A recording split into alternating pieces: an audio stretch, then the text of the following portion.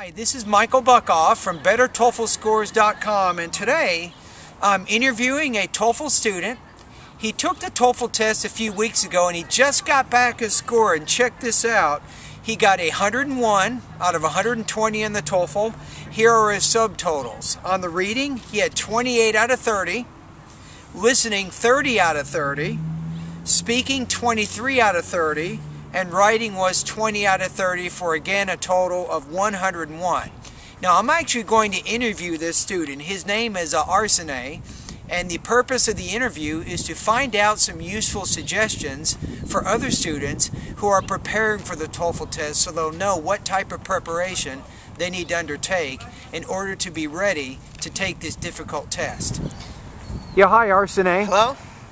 Now, first of all, let's talk about your reading section. You got almost perfect, 28 out of 30. What advice would you have for other students who are preparing for the reading section of the TOEFL? What would you tell them? I would tell that the best thing they can do is to read academic passages on a variety of topics in biology, geology, such things, I don't know, economy, just various topics with strong vocabulary. And the best thing they can do is, get used to these words and the complicated structure of the sentences, and it would help you.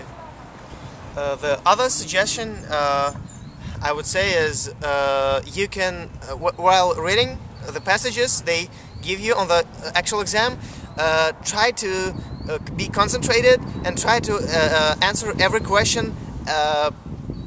Try to do your best. Because if you think, okay, this is hard for me, I'll better do another one, you can do this, but you can firstly do the easier questions and then go to the hardest.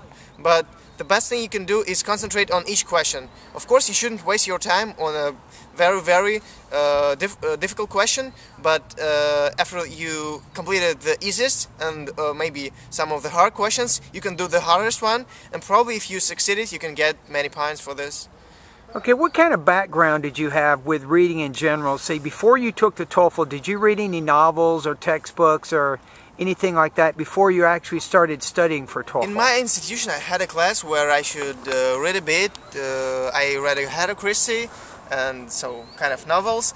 But to be honest, what helped me is my interest in a variety of topics in science, like biology, as I said, and such things as geography, geology. I'm just curious about the science, and that helped me because I was familiar with information given in the topics, and even if I don't know the exact word they used, I know the what do they discuss, and I probably was familiar with that, so that helped me. Okay, so the listening section, you actually got a perfect score. Not many people get 30 out of 30, yeah. And a lot of students complain saying that the lectures, the academic discussions, and the campus-related conversations, they say they're too fast. So how did you do so well? I don't know how, but I watched English TV at home, and I watched channels like National Geographic, Discovery, and probably it helped me because I watched movies on language with subtitles most of the time, but on the language, and that helped me because... How long did you do that? For how many months? Months. I think I watched the English TV for a year, okay, or maybe a year and a half. All right. And movies, I watched not that much movies on the language, but that helped too. And about the academic passages, of course, that's the most the hardest part of the listening. But if you concentrate, that's not that hard. That's fine. Okay, cool. All right, let's go to speaking. So speaking, you had 23 out of 30, so it wasn't as high as the other two sections. Yeah. So obviously the speaking was a little bit more challenging for you. So what advice would you give for students who are preparing for the speaking section of the TOEFL? As I said on the previous video, just when I came from the test, I was a bit nervous. That really distracted me, you know. I was nervous about how can I do, and they give you only 15 seconds to prepare. That is why I was a bit nervous. I also heard about the topic, some words about what do other test takers spoke during my listening section. I heard it, so I thought that I know the topic, but when I really realized what the topic is, I was a bit distracted, but because it was slightly different and I should change my strategy slightly. So the best thing you can do, you probably don't need to listen to other people. If you speak pretty fluently, you don't need to listen to other people, and you just hear the topic and then think about 15 seconds and then speak. I was nervous, and that ruined me. Yeah, being nervous sometimes can make it a little bit difficult. Now, before the TOEFL and before you even thought about the TOEFL, I mean, you already had pretty good speaking skills. So what did you do 6 months ago or a year ago? What did you do in terms of working on your overall speaking skills in English? Okay. Thank you for the question. You know, I think I did nothing, because I just had 2 years ago I don't even had any classes. I went to the English courses for a quarter. Did you do that in Russia? Yeah, I did it in Russia. All right. And that was a faculty of foreign languages, so they are professionals in the area. But that probably helped me. You know, I realized that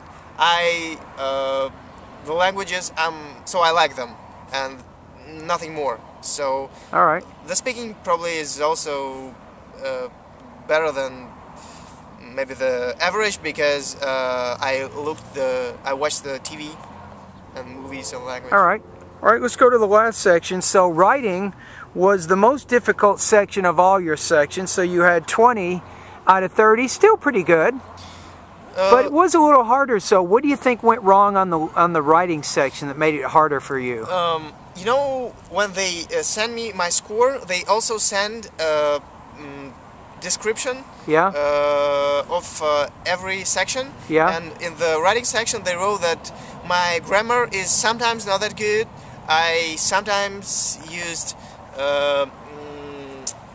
you know, limited dictionary, they say. And also they said that I missed some of the main points from the passage from the integrated writing. Oh, okay. That is why I probably also lost some points. But 20 is not bad. It's probably not as good as I wanted to, as much as I wanted to have. But the best thing you can do is concentrate on the topics, not on the topics, but on the main ideas of the passage, and not lose any of the ideas. That is why you can score higher.